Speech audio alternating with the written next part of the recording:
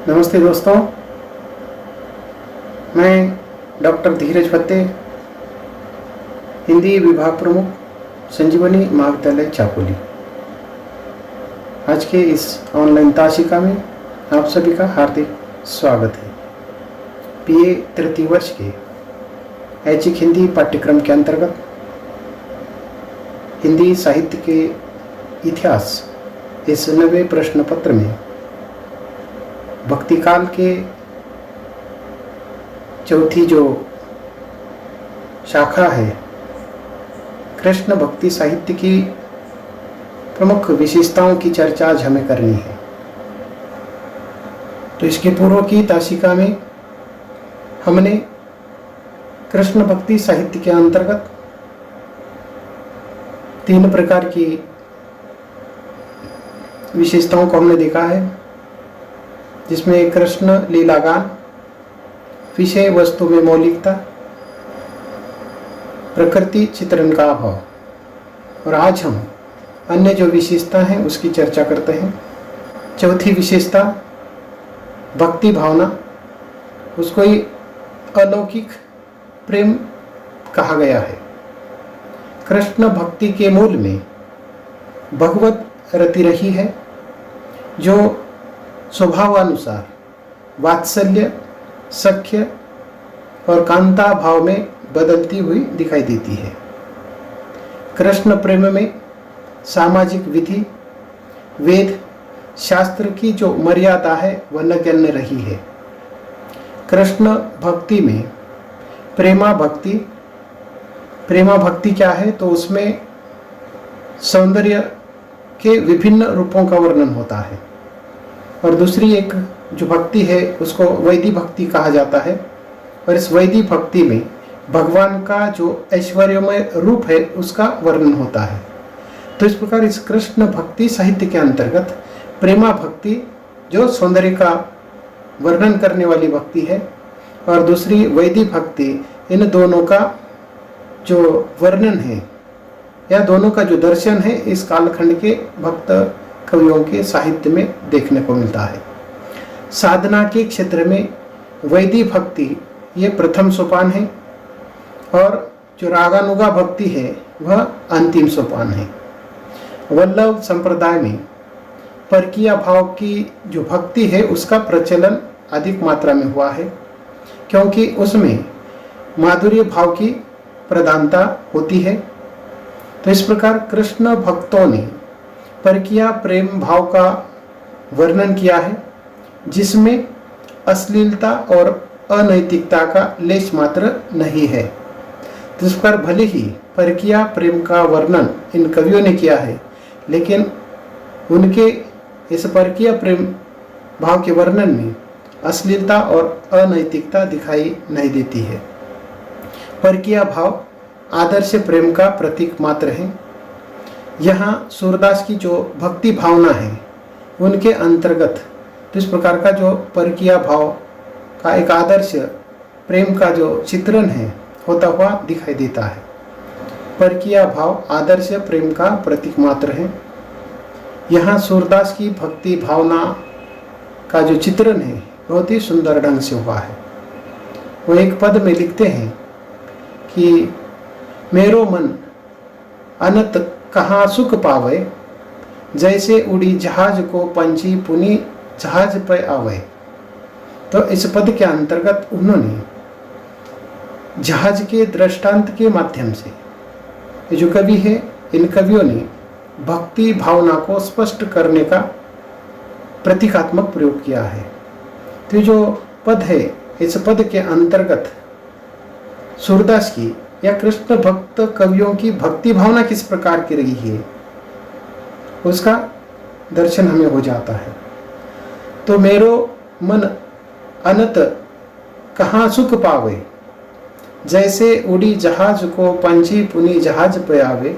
तो इस पद के अंतर्गत यहाँ भक्त की भगवान के प्रति अनन्यता, एक ऊंची अवस्था की जो भावना है या भक्ति है वह दिखाई देती है। यहाँ जीवात्मा परमात्मा के अंश, ये जो जीवात्मा और परमात्मा है दोनों अंश स्वरूप है। श्री कृष्ण ही जीव की और यह समस्त जो सृष्टि है वह आत्मा होने से एकमात्र आश्रय है। तो इस उदाहरण के माध्यम से सूरदास अर्थात ये जो भक्ति का जो भाव है वह प्रकट करते हैं। जैसे कि मेरे मन में अनंत अपने जीवन के अंत तक अर्थात जब तक अर्थात अपने आराध्य का जो स्थान है हमारे हृदय में है, हमारे पास है, तब तक हम उसका सुख प्राप्त कर सकते हैं। एक उदाहरण के माध्यम से वे कहते हैं कि जैसे उड़ी जहाज को पंछी पुनी जहाज पे आवे। तो इस उदाहरण में सूरदास कहते हैं कि जैसे दरिया में तैरते जहाज पर बैठा पंछी मन की चंचलता से तो उड़ता है, परंतु पानी के मध्य में या उस समंदर के मध्य में उसे कहीं भी रुकने के लिए आश्रय नहीं मिलता है और पुनः वह उसी जहाज पर बैठने के लिए आ जाता है। तो उसी प्रकार एक जीव है और इस संसार रूपी भवसागर में अपनी जो विषयासक्ति के कारण यहाँ वहाँ भटकता है और अंत में किसका आश्रय लेता है? अपने ईश्वर का या अपने कृष्ण का आश्रय लेता है। तो इस प्रकार यहाँ वहाँ भटकता हुआ यह आत्मा श्री कृष्ण होने से उसके पास ही आकर रुक जाते हैं। तो इस प्रकार का एक जो स्थायी रूप है वह लेकिन जहाँ से हम जाते हैं पुनः वापस वहीं पर आ जाते हैं। तो इस प्रकार वह जो पंछी है, जहाज पर बैठा हुआ पंछी उस समुद्र में अर्थात उसे कहीं भी रोकने के लिए ठिकाना नहीं मिलता है, बैठने के लिए जगह नहीं मिलती है, तो पुनः वह उसी जहाज पर आकर रुक जाता है। तो इस प्रकार जहाज के दृष्टांत के माध्यम से कवि ने भक्ति का जो भाव है स्पष्ट किया है। तो इसके अंतर्गत जो परकीय भाव के साथ साथ उन्होंने जो दास्य भाव है या दास्य जो भक्ति है उसके साथ ही नवदा भक्ति का भी उन्होंने चित्रण किया है। नवदा भक्ति क्या है? तो इसके पूर्व हमने देखा है कि 9 प्रकार की ये भक्ति की जो पद्धतियां हैं तो उसके अंतर्गत सख्य भी है। तो इस प्रकार इन कवियों ने ये जो परकीय भाव के साथ साथ दास्य भाव और ये जो नवदा भक्ति है वह भी चित्रित की है। सख्य भक्ति का चित्रण यहाँ मित्रता के लिए सूरदास ने किया है, जिसके अंतर्गत कर्म ज्ञान व योग से भक्ति को श्रेष्ठ बताने का उन्होंने प्रयास किया है। गोपियां उद्धव के योग साधना, गोपियां उद्धव से योग साधना किस मन से करे, तो इस प्रकार की वह शिकायत करती है। ये जो गोपियां हैं वह उद्धव से कि हम अपने मन से किस प्रकार की साधना कर सकते हैं, इस प्रकार का प्रश्न करती है। क्योंकि सूरदास का एक पद है, उस पद के अंतर्गत इसी की जो गोपियां हैं उद्धव से प्रश्न करती है कि उद्धव मन नाही 10-20 एक हुतो सो गया श्याम संग को आराधे इस। तो इस प्रकार इस पद के अंतर्गत जो एक मन है और उसी एक मन से वह पूरी जो साधना है वह अपने ईश्वर अर्थात श्री कृष्ण की कर रहे हैं। हमारे पास अब दूसरा मन नहीं है, जो भी मन है वह श्री कृष्ण के साथ है। तो इस प्रकार की जो भक्ति भावना है तो इस पद के अंतर्गत करते हुए ये जो कवि है उन कवियों ने की है। तो इस प्रकार कृष्ण भक्ति काव्य के लौकिक चित्रण के साथ साथ अलौकिक प्रेम की व्यंजना भी होती हुई दिखाई देती है। जैसे कि रसिकान का जो साहित्य है उनके साहित्य में ये जो जीवन है, प्रेम और जीवन उनके काव्य का मूलाधार रहा है और दोनों का चित्रण अपने काव्य के अंतर्गत करते हैं। तो रसखान का एक पद है जिसके अंतर्गत उन्होंने कृष्ण काव्य के अंतर्गत जो घोर श्रृंगारिकता है उसका वर्णन हमें इस रसखान के पद के माध्यम से देख सकते हैं। उन्होंने इस पद में लिखा है कि आनंद अनुभव होत नहीं, बिना प्रेम जग जान, कै भय विषयानंद कहे ब्रह्मानंद बखान। तो इस प्रकार इस पद के अंतर्गत ये जो संसार की लगभग सभी जो वस्तुएं हैं वह सौंदर्य मूलक है। तो इस प्रकार संसार की सभी प्रकार की जो वस्तुएं हैं वह उनको संसार सौंदर्य मूलक लग रही है।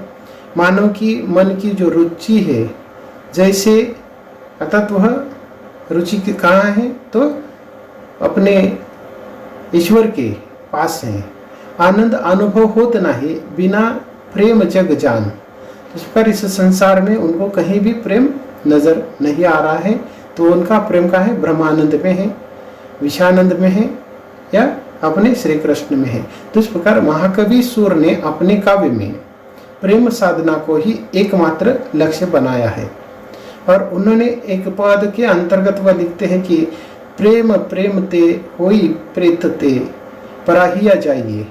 तो इस प्रकार यहाँ ये जो प्रेम है वो प्रेम केवल श्री कृष्ण के अंतर्गत ही वह दिखाई देता है। वह भी सच्चे प्रेम का जो दर्शन है वह अपने भगवान के इन विभिन्न रूपों के माध्यम से या भगवान के लिए जो सुंदर जो वर्णन उन्होंने किया है उसके माध्यम से उसका सुंदर जो वर्णन है करते हुए लोगों का मनोरंजन उन्होंने किया है। और इस प्रकार अपने भक्ति भावना को व्यक्त करते हुए यहाँ उनके मन में अन्य किसी भी और उनकी जो रुचि है वह नहीं लग रही है। केवल उनको कहाँ रुचि लग रही है, अपने ईश्वर में। प्रेम प्रेम ते होई प्रेम ते पराई पर ही पाइए। तो इस प्रकार उनको अन्यत्र इस प्रकार का प्रेम का जो भास है वह नहीं हो रहा है। तो इस प्रकार यहाँ इन कवियों ने या इन कवियों का जो चित्रण है उस चित्रण के अंतर्गत भगवान का जो सुंदर रूप है विभिन्न प्रकार के रूपों से उन्होंने अपनी जो भक्ति भावना है वह इसके अंतर्गत की है। और एक पद है, उस पद के अंतर्गत एक निश्चय प्रेम को जीवन मुक्ति रसाल, सांचो निश्चय प्रेम को जहरे मिले गोपाल। तो इस पद के अंतर्गत प्रेम के महत्व को प्रकाश में डालकर सूरदास ने यहाँ उनके सौंदर्य का जो प्रतीक अर्थात कृष्ण है, उन कृष्ण पर ये जो गोपियाँ हैं वो किस प्रकार न्यौछावर होती है उसको उन्होंने चित्रित किया है। तो इस प्रकार ये जो कृष्ण और ये जो गोपियाँ हैं उन दोनों के बीच का जो सौंदर्य का जो प्रतीक कृष्ण है और ये जो गोपियाँ हैं उन दोनों के बीच का जो प्रेम का जो महत्व है उसको प्रतिपादित किया है। प्रेम को सभी जो संप्रदाय है उन सभी संप्रदायों ने महत्वपूर्ण स्थान दिया है। कृष्ण के प्रति किया गया जो प्रेम रति है जो कि भक्तों के स्वभाव भेद कर वह निर्भीक हो जाता है। स्वभाव भेदानुसार यह जो प्रेम है कृष्ण में वात्सल्य, सख्य और माधुर्य इन तीन रूपों में धारण करता है। तो इस प्रकार अनेक प्रकार के जो भेद हैं और ये भेद स्वभाव के अनुसार वह अलग अलग प्रकार के रूप धारण करते हैं। कभी वात्सल्य में तो कभी सख्य में तो कभी माधुर्य रूप को धारण करते हुए ये जो प्रेम का जो कृष्ण का जो प्रेम है वह चित्रित होता है। प्रेम का चरम जो रूप है वह माधुर्यमयी भक्ति के अंतर्गत हमें देखने को मिलता है, क्योंकि इसमें भक्त और भगवान इन दोनों में अंतर नहीं होता है। सूरदास के अतिरिक्त अन्य जो भक्त कवि हैं उन कवियों ने भी प्रेम का सुंदर जो चित्रण है अपने काव्य के अंतर्गत किया है। जैसे कि मीराबाई के पद को जब हम देखते हैं तो मीराबाई की जो पीड़ा है उसको हम जानते हैं। उन्होंने अद्भुत तरीके से अपने इस विरह या दर्द को उन्होंने अपने पदों के अंतर्गत व्यक्त किया है। जैसे कि जाके सिर मोर मुकुट मेरो पति सोई, मीरा की प्रभु पीर पिटारी, जब वेद समलिया हुए। तो इस प्रकार कृष्ण काव्य में ये जो आत्म समर्पण की जो भावना है तीन कवियों की रही है और इस प्रकार आत्म समर्पण के द्वारा प्रेम की वह सृष्टि अपने काव्य के अंतर्गत करते हैं। ये जो आत्मसमर्पण का जो दास रूप है या वात्सल्य रूप है या फिर सख्य या कांता रूप है, इन सभी रूपों के अंतर्गत ये आत्मसमर्पण का जो भाव है वह देखने को मिलता है। इनके कांता रूप में ये जो प्रेम है, उन प्रेम की जो रीतिकालीन श्रृंगारिक प्रवृत्ति है वह जन्म लेती हुई दिखाई देती है। तो इस प्रकार आगे चलकर ये जो कांता रूप वाला जो प्रेम है, जिसका विकास रीतिकाल के अंतर्गत हुआ है, लेकिन उसकी जो पूर्व पीठिका है, उसका जो प्रारंभ है या उसकी जो श्रृंगारिक प्रवृत्ति है, उस श्रृंगारिक प्रवृत्ति ने इन कृष्ण काव्य के अंतर्गत जन्म लिया है। पांचवी जो प्रवृत्ति है पात्र एवं चरित्र चित्रण है। इसके पूर्व हमने राम भक्ति काव्य को देखा है। राम काव्य में पात्रों का जो चरित्र है उसके अंतर्गत एक प्रकार की विविधता दिखाई देती है। तो कृष्ण काव्य के जो नायक है वह श्री कृष्ण रहे हैं और वे मानव अति मानव, ये जो एक दूसरे के जो विरोधी तत्व है उसका सम्मिश्रित रूप यहाँ देखने को मिलता है। श्री कृष्ण का मानव और अति मानव दोनों प्रकार का रूपों का सम्मिश्रित रूप यहाँ देखने को मिलता है। परंतु इन भक्त कवियों के जो कृष्ण हैं वह महाभारत के नीति कुशल व्यवहारवादी योद्धा नहीं है। वे तो बाल गोपाल सावले सलोने छबीले कृष्ण हैं। तो इस प्रकार यहाँ श्री कृष्ण का जो रूप है वह बाल गोपाल वाला जो छबीले सावले जो छलिया वाली जो कृष्ण का जो रूप है वह उसको इन्होंने चित्रित किया है। तो ऐसे कृष्ण से संबंधित जो पात्र हैं, तो इस प्रकार बाल गोपाल से संबंधित अन्य जो पात्र हैं उसके अंतर्गत नंद यशोदा, गोप गोपी, वसुदेव देवकी, बलराम उद्धव और राधा, ये उसके संबंधित चरित्र हैं। तो ये जो पात्र हैं कृष्ण के प्रति वात्सल्य, सख्य और प्रेम दर्शाते हुए दिखाई देते हैं। वैसे तो कृष्ण अवतार का जो उद्देश्य है वह लीला करना है। इन पात्रों का उद्देश्य भी लीला में शामिल हो जाना है। जैसे कि राधा रस रूपिणी है, राधा रस रूपिणी है जो कृष्ण के साथ स्थान स्थान पर चित्रित होती हुई दिखाई देती है। कृष्ण के जो सखा है वह उद्धव है और जिसके माध्यम से बुद्धि और तर्क पर भाव की विजय और ज्ञान पर भक्ति की तथा निर्गुण पर सगुण की जो विजय है वह बताने के लिए उद्धव जैसे चरित्र का निर्माण किया है। इसके व्यतिरिक्त व्यक्तित्व के आधार पर सूर्य के जो पात्र हैं उन पात्रों का मनोवैज्ञानिक जो विवेचन है इन कवियों ने किया है। कृष्ण काव्य के जो पात्र हैं, कुछ पात्रों का उन्होंने प्रतीकात्मक ढंग से प्रयोग किया है। जैसे कि राधा को माधुर्य भाव शक्ति के प्रतीकात्मक रूप में उन्होंने अपनाया है। गोपियों के लिए माधुर्य भाव से प्रेम करने वाली जो नारियां हैं उनका प्रतीकात्मक रूप दर्शाने का प्रयास है। तो श्री कृष्ण को परमात्मा का जो प्रतीक है वह दर्शाया गया है। तो इस प्रकार कृष्ण काव्य में अनेकानेक पात्रों का जो वर्णन है इन विभिन्न लीला के संदर्भ में किया गया है। यहाँ पात्रों की संख्या अधिक है, परंतु पात्रों की संख्या अधिक होते हुए भी लीला का जो महत्व है वह कम होता हुआ दिखाई नहीं देता है। अगर पात्रों की संख्या अधिक है तो उसका महत्व कम होता है, परंतु यह इस प्रकार के किसी भी पात्र का महत्व कम होता हुआ दिखाई नहीं देता है। तो इस प्रकार आधुनिक कालखंड के अंतर्गत नए नए जो कवि लेखक हैं उनके द्वारा भी कृष्ण से संबंधित कथा काव्यों में अनेक प्रकार के पात्र दर्शाने का प्रयास किया गया है।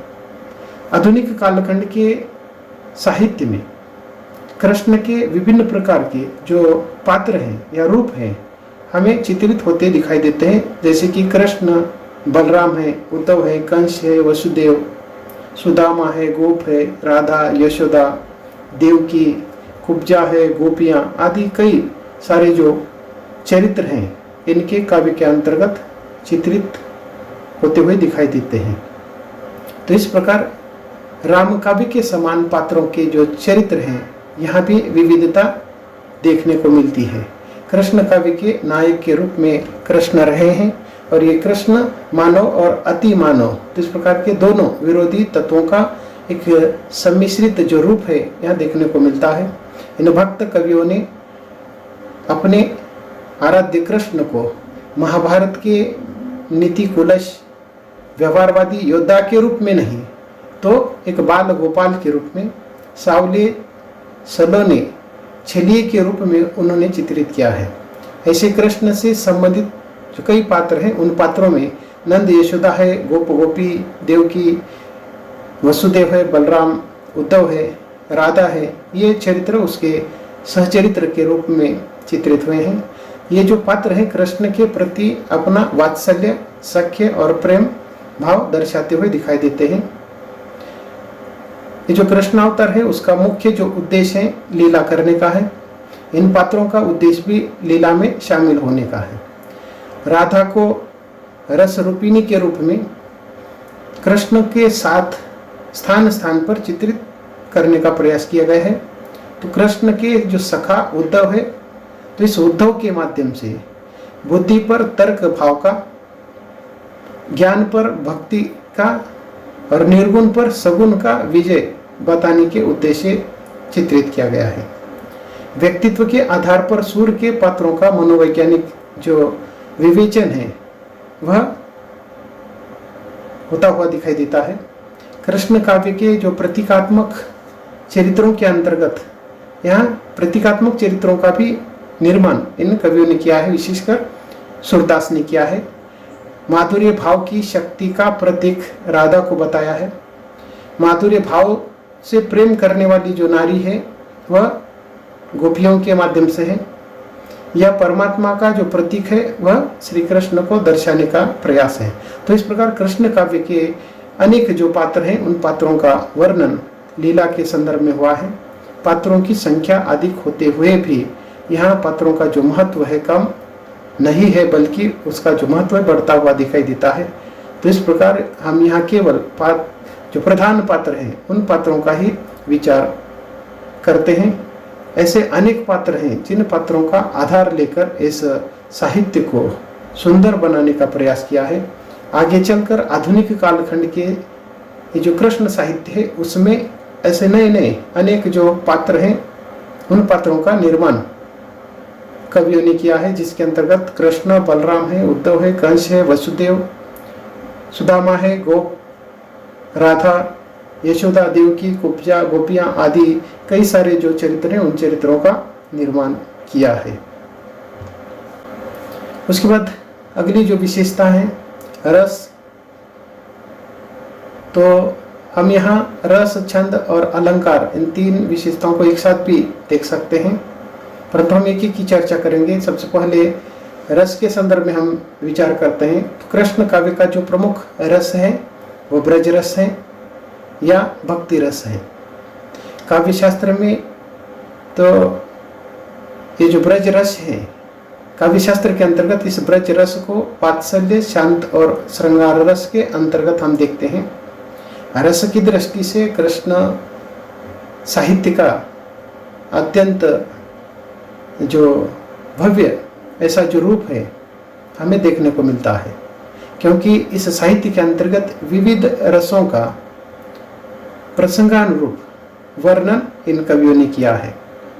वात्सल्य और श्रृंगार रस के जो चित्रण है वह अद्वितीय ढंग से उन्होंने व्यक्त किए हैं। वात्सल्य और श्रृंगार रस को प्रधान रस के माध्यम से हम देख सकते हैं। उसके साथ साथ सुर का जो वात्सल्य रस है, इस वात्सल्य रस के अंतर्गत सूरदास ने बाल श्री कृष्ण का जो भाव है, उसका जो सौंदर्य है, बहुत ही सुंदर ढंग से व्यक्त किया है। तो इस प्रकार यहाँ वात्सल्य रस को भी बहुत ही सुंदर ढंग से चित्रित करने का काम इन कृष्ण भक्त कवियों ने किया है। तो इसके अंतर्गत अनेक ऐसे सूरदास के पद है। उदाहरण के तौर पर मैया मोही दाऊ बहुत खिजायो, मैया कभी बढ़ेगी चोटी, या मैया मैं नहीं माखन खायो, इस प्रकार के जो पद है उन पदों के अंतर्गत सूरदास का ये जो वात्सल्य का जो चित्रण है बहुत ही मार्मिक ऐसा वर्णन उन्होंने किया है। वात्सल्य और सख्य में सूरदास अद्वितीय रहे हैं। उनके जैसा जो चित्रण है अन्यत्र दुर्लभ है। कृष्ण भक्ति के अन्य संप्रदायों की अपेक्षा जो वल्लभ संप्रदाय है उन वल्लभ संप्रदाय के कवियों ने सख्य भाव को मनोवैज्ञानिक दृष्टि से चित्रित करने का प्रयास किया है। श्रृंगार रस में राधा कृष्ण, गोपियाँ कृष्ण के प्रणय को मनोवैज्ञानिक दृष्टि से चित्रित करने का प्रयास हुआ है। श्रृंगार के अंतर्गत उसकी जो दो पक्ष हैं, एक संयोग पक्ष दूसरा वियोग पक्ष, उन दोनों पक्षों का मनोरम जो चित्रण है हुआ है। परंतु संयोग पक्ष की अपेक्षा जो वियोग पक्ष है बहुत ही उत्कृष्ट रहा है। डॉक्टर रामकुमार वर्मा के अनुसार श्रृंगार के ये जो दो रूप हैं उन दोनों रूपों का वर्णन ऐसे साहित्य के अंतर्गत देखने को मिलता है। तो इस प्रकार का जो चित्रण है इसके पूर्व के साहित्य में हमें देखने को नहीं मिलता है। श्रृंगार की अपेक्षा वियोग का जो वर्णन है उत्कृष्ट बन पड़ा है। तो इस प्रकार का उदाहरण हम देख सकते हैं कि जिसके अंतर्गत वियोग का बहुत ही सुंदर ढंग से वर्णन किया है। सूरदास अखियां हरी दर्शन की भूखी, तो ये जो पद है इस पद के अंतर्गत श्रृंगार का जो वियोग पक्ष है उसका बहुत सुंदर वर्णन करते हैं। तो इस प्रकार कृष्ण भक्ति काव्य में जो प्रमुख जो 3 रस हैं जिसके अंतर्गत श्रृंगार अद्भुत और शांत रस रहा है, तो इसके अंतर्गत ये जो ब्रज रस है या भक्ति ब्रज रस या भक्ति रस, तो इन रसों के अंतर्गत ये श्रृंगार अद्भुत और शांत रसों का परिपाक हुआ है। अगली जो विशेषता है वह छंद है। कृष्ण भक्ति काव्य में नंददास जैसे कवियों ने रोला दोहा छंद का उन्होंने प्रयोग किया है। सूरदास ने अपने सूर सागर में कुछ स्थलों पर रोला और चौपाई का प्रयोग किया है और इन कवियों ने मुख्यतः पद में ही अपना जो साहित्य है, अपनी जो कविता है वो लिखी है। अन्य कवियों ने रोला दोहा आदि छंदों का प्रयोग किया है। फिर भी जैसे कि ये जो चौपाई है, रोला दोहा, ये ही इस कालखंड के साहित्य के प्रमुख छंद रहे हैं। गौन छंदों के अंतर्गत भी कुछ छंदों का प्रयोग देखने को मिलता है जिसमें कवित्त, सवैया, गीतिका, हर गीतिका आदि छंदों के प्रयोग हुए हैं। तो इस प्रकार छंद की दृष्टि से इन कवियों का जो साहित्य है उन्होंने पदों में ही अपने साहित्य की रचना की है। जैसे कि रोला और चौपाई है, दोहा है, ये इस कालखंड के प्रमुख छंद है और उसके साथ साथ कवित्त, सवैया, गीतिका, हर गीतिका ये कुछ सहायक छंद रहे हैं। उसके बाद अगली विशेषता अलंकार है। अलंकारों में प्रायः अलंकारों की स्वाभाविक जो योजना है तो इन कवियों ने की है। फिर भी उनके काव्य के अंतर्गत उपमा, रूपक, उत्प्रेक्षा, संदेह, अतिशयोक्ति प्रधान अलंकार के रूप में रहे हैं और अन्य कुछ अलंकारों का प्रयोग गौण मात्रा में किया है। तो इस प्रकार इस संदर्भ में कहा जाएगा कि कृष्ण काव्य में लगभग सभी अलंकारों का प्रयोग किया है जिसके अंतर्गत शब्दालंकार और अर्थालंकार दोनों भी प्रकार के अलंकारों का प्रयोग हुआ है। इन समस्त अलंकारों के प्रयोग से काव्य में सौंदर्य की जो अभिवृद्धि है वह होती हुई दिखाई देती है। तो इस प्रकार रस, छंद और अलंकार की दृष्टि से ये जो साहित्य है वह सौंदर्य से भरा हुआ है। काव्य का ये जो सौंदर्य है वह इसके अंतर्गत हमें देखने को मिलता है। उसके बाद अगली जो विशेषता है काव्य रूप। काव्य रूप और भाषा शैली इन दोनों को एक साथ भी देख सकते हैं। तो इस कालखंड के अंतर्गत कृष्ण भक्ति से संबंधित जो दो प्रकार के जो काव्य हैं यह देखने को मिलते हैं। एक है प्रबंधात्मक शैली में लिखे गए काव्य और दूसरे मुक्तक शैली में लिखे गए काव्य। कृष्ण भक्त कवियों का जो साहित्य है प्रमुख रूप से गेय मुक्तक के अंतर्गत ही लिखा गया है।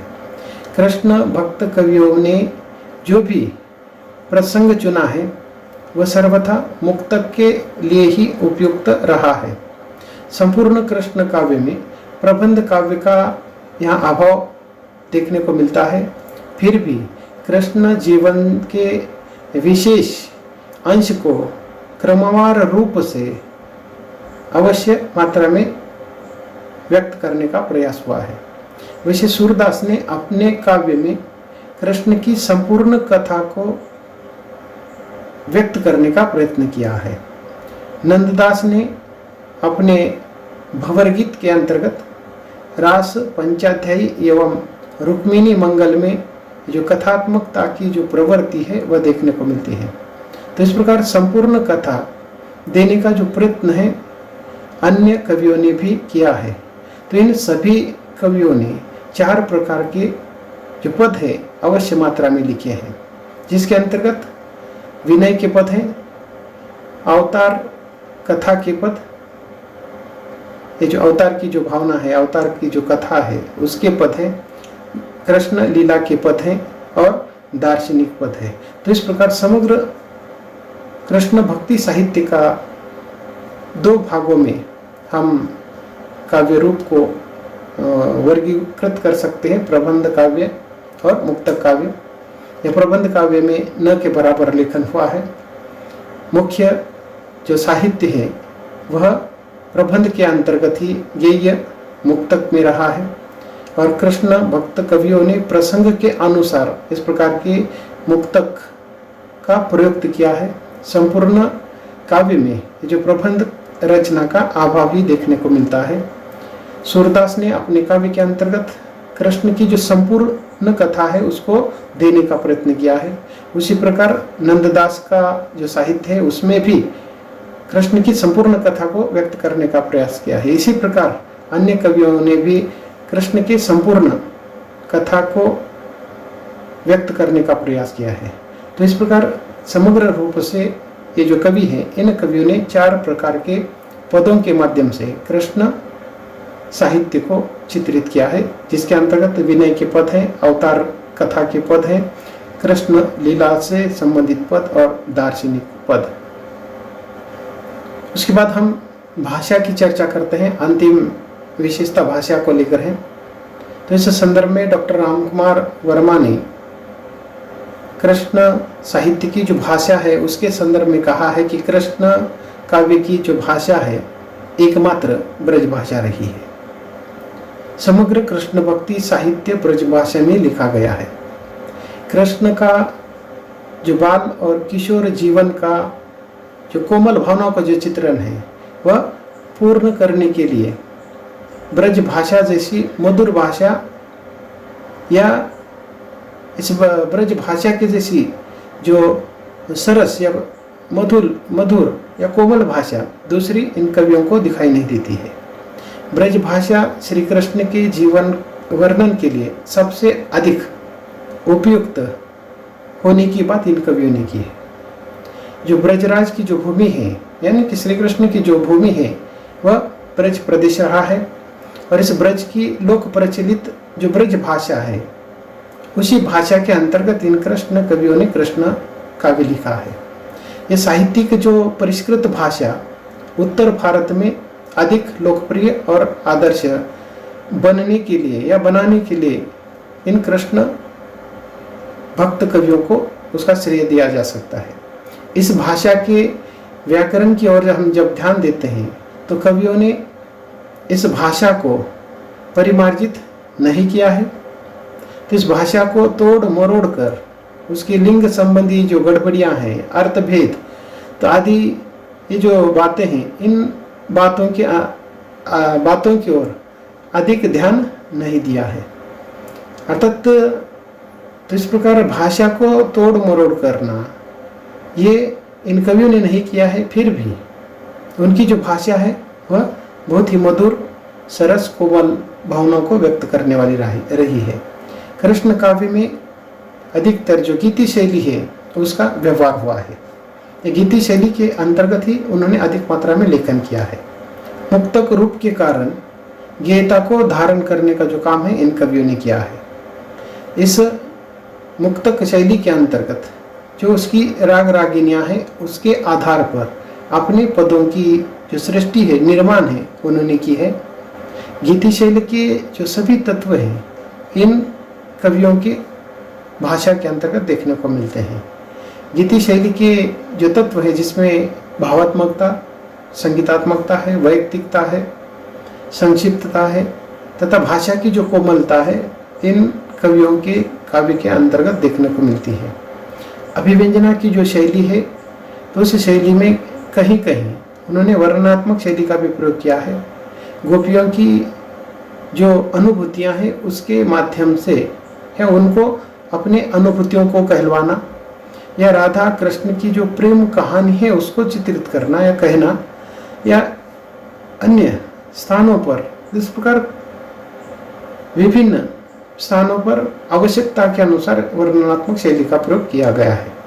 इस प्रकार इसके संदर्भ में कहा जाएगा कि कृष्ण काव्य की सशक्त भाषा ब्रज भाषा रही है और इन कवियों का इस भाषा पर अधिकार था, जिसके कारण उनके भाषा में शब्द शक्ति, रस, छंद, अलंकार या काव्य के जो विभिन्न गुण हैं उन गुणों से उनकी भाषा संपन्न रही है।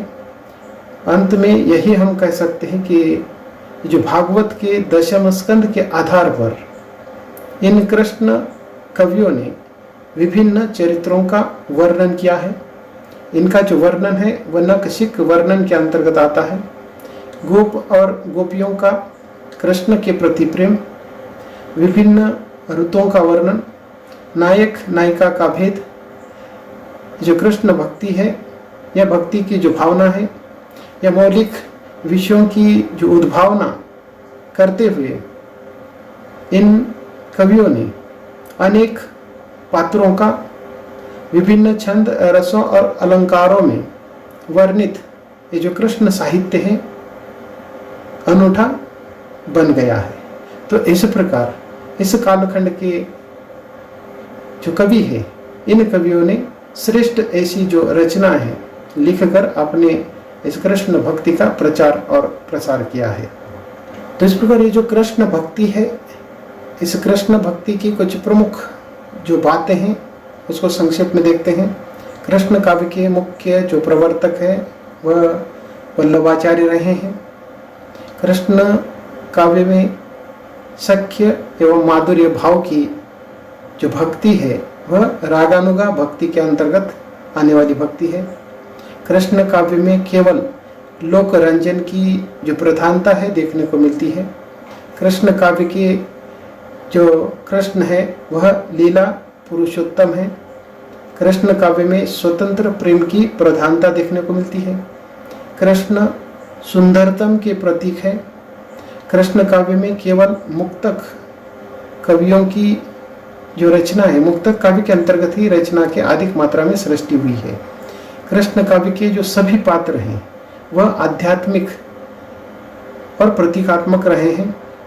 कृष्ण काव्य का जो उद्गम का जो स्थान है या उसके जो आधार ग्रंथ है या उसका जो मूल स्रोत है वह श्रीमद् भागवत रहा है। कृष्ण काव्य में जनजीवन का जो संपर्क है वह अधिक नहीं है, परंतु सामाजिक पक्ष की जो दुर्बलता है यहाँ देखने को भी मिलती है। कृष्ण काव्य व्यंग्यात्मक काव्य है जिसमें निंदा की प्रधानता है। कृष्ण काव्य में केवल ब्रज भाषा का ही प्रयोग हुआ है। तो इस प्रकार कृष्ण काव्य में केवल श्रृंगार रस की ही प्रधानता हमें देखने को मिलती है। जब हम कृष्ण और राम भक्ति साहित्य की तुलना करते हैं तो उन दोनों के अंतर्गत कुछ समान बातें देखने को मिलती हैं। जैसे कि राम और कृष्ण ये दोनों भी विष्णु के अवतारी पुरुष हैं। दोनों के प्रति सगुण भक्ति का विधान किया गया है। और दोनों के प्रति आत्मसमर्पण की जो भावना है वो देखने को मिलती है। तो इस प्रकार कृष्ण भक्ति शाखा के जो प्रमुख कवि हैं, जिसके अंतर्गत सर्वप्रथम अष्टछाप की जो कवि है, जिसकी स्थापना वल्लभाचार्य ने की, पुष्टि मार्ग के अंतर्गत अष्टछाप की स्थापना वल्लभाचार्य ने की। इसमें 8 कवि हैं। पहले सूरदास, नंददास, कृष्णदास, परमानंद दास, कुंभन दास, चतुर्भुज दास, चित्त स्वामी और गोविंद स्वामी। तो ये 8 प्रकार के जो कवि हैं, इन 8 कवियों को अष्टछाप कहा जाता है। इसके साथ साथ कृष्ण भक्ति शाखा के अन्य जो प्रमुख कवि हैं, उन कवियों में हित हरिवंश, गदाधर भट्ट, मीराबाई, स्वामी हरिदास, मदन मोहन, श्री भट्ट, हरिराम व्यास, रस खान और ध्रुवदास आदि का उल्लेख हम कर सकते हैं। हम रुकते हैं। धन्यवाद।